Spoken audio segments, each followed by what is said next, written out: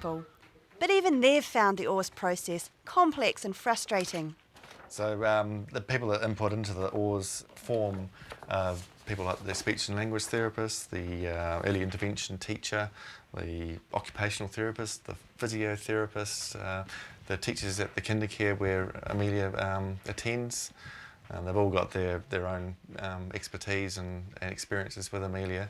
Debbie and I do get to see the form and sign off on it before it gets sent to the Ministry of Education. It's quite a hard process for us because you have to actually kind of talk about your child's disabilities and what you can't do, and it's kind of really out there compared to other 5-year-olds, for example. It's quite a sad process to have to go through.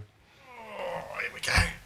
Good news. They've found a principal willing to take Amelia. But as they live out of the school's zone, they'll need the Board of Trustees to agree. That's 95 centimetres. Yeah, did I pull your hair? One school that we're 200 metres out of zone for, the ideal school, they're actually a bit more modern. There's no steep steps, open plan kind of classrooms. They've got a special needs unit on site. We would dearly love to go there, and we've had an interview with the principal Nasenko there. When you're entering into the process of looking for a school for your child, is like going out with cap in hand and saying, please take my boy. And you don't quite say it like that because you hide behind all of the other things that, you don't want to appear vulnerable, and you are. The government's accepted the need to review special education. They're focused on value for money, which is fair enough. What concerns us, though, is this statement. What is the balance of investment in students with the greatest potential versus all students with special education needs? This could be interpreted as a value judgment on kids with disabilities.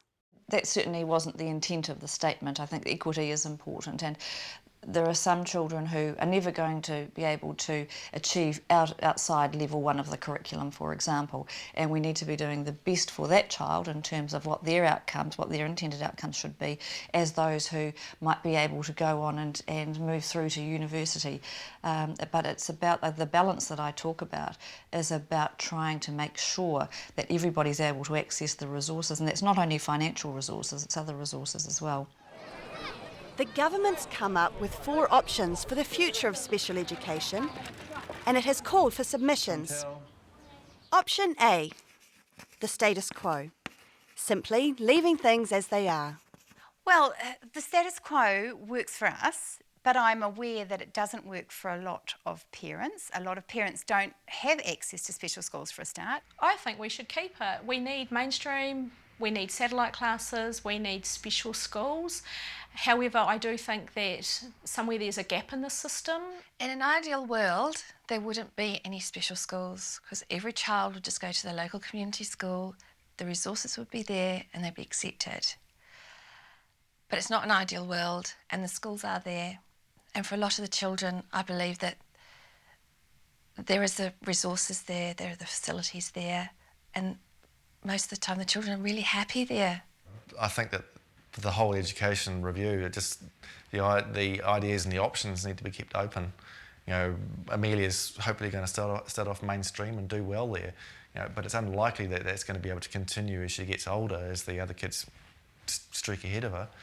So she will need to change as she goes through the school system. And the one thing about the current system is you do have a degree of choice. You can go locally, you can mainstream, or you can, if you're lucky enough to live in a centre that has the special schools, you can enrol your child in those.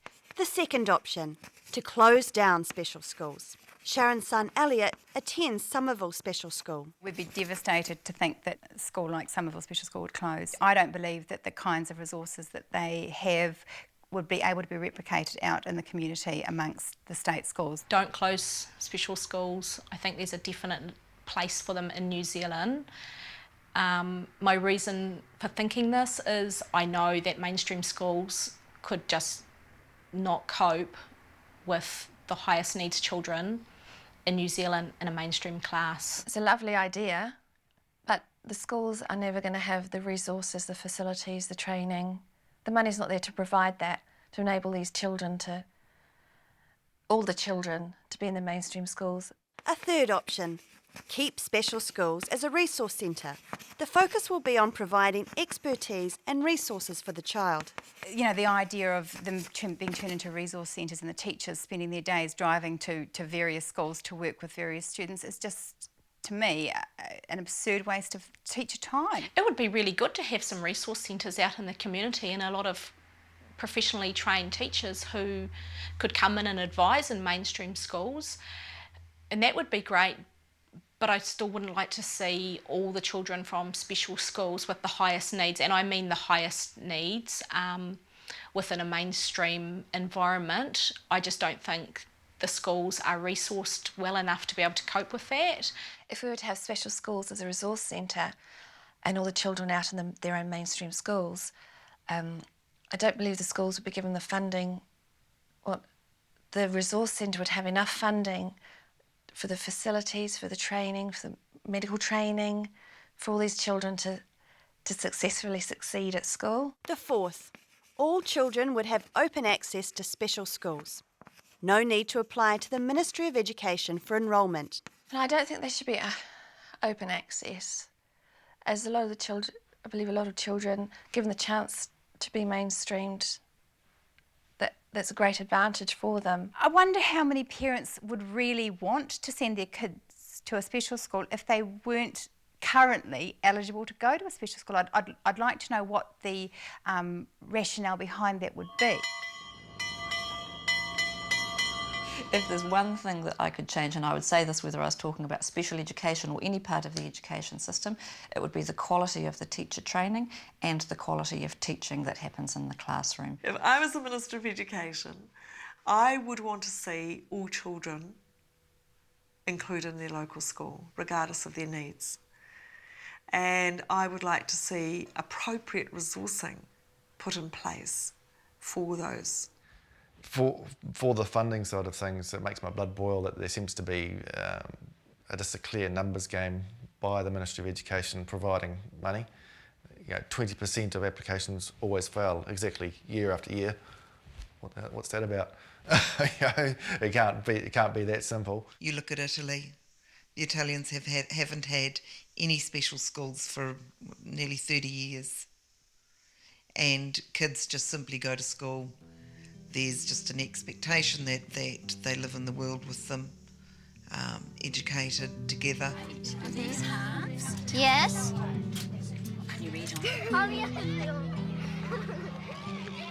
And education is experiences that allow you to get the most out of whatever potential you have, really. And I know Elliot's potential is, to most people, is incredibly limited. So for us, I want him to be able to respond in some way to things that stimulate him or that he enjoys. And for him, that may be as far as it ever goes. If these children are left, they won't be able to hold down a job. They won't be able to be a productive citizen. So what's going to happen to them at this end? The state's going to pay at that end. So why don't they pay at this end when the child needs the help and actually has the opportunity while they're young and growing and their brain is developing? Put as much as you can in there to make them a productive citizen. Travers has educated future parents about what is right for their children. They're going to have disabled children. And what is right for them. And they will remember Travers Brown, and they will remember him sitting alongside them in class. And they will remember that it wasn't too difficult and that they can do the same.